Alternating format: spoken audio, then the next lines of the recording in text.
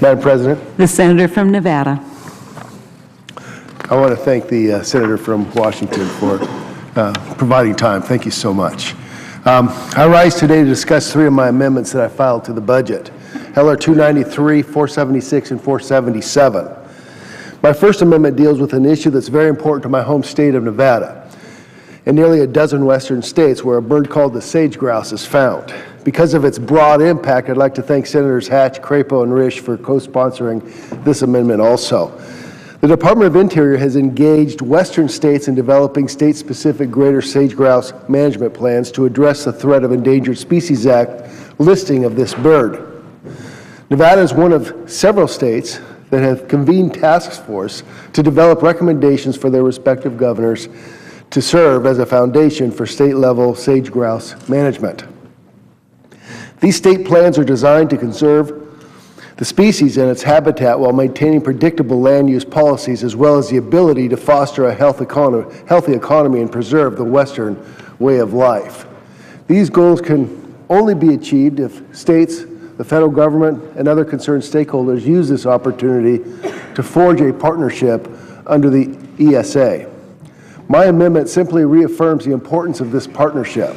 It ensures that states can continue to be drivers in ways to find a balance between economic development and reasonable protection for wildlife.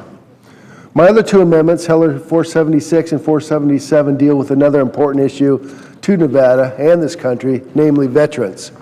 My first amendment is a straightforward amendment that says that the Department of Veterans Affairs needs to ensure that they meet the needs of a growing veterans population, our female veterans. As the dynamics of our armed forces are changing, so too are our veterans.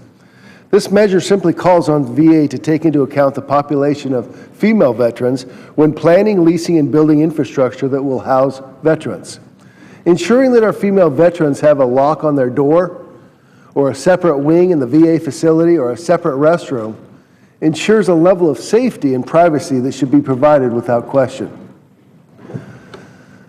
Last Congress, I introduced legislation that focused specifically on meeting the needs of female homeless veterans.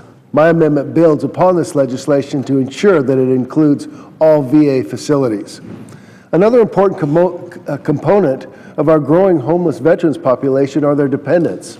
My other amendment, Heller 477, simply ensures that dependents of homeless veterans who are receiving services at a VA facility shelter are eligible for services as well. In Las Vegas last year, there were more than 1,300 homeless veterans roaming the streets. Some of these individuals have their children with them.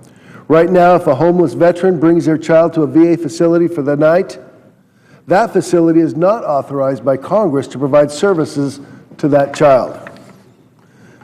My amendment ensures that children of homeless veterans, veterans who bravely fought to preserve our freedoms, are not turned away from receiving services if they are with their parents at a VA facility.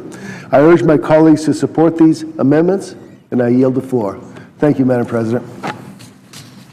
Thank you.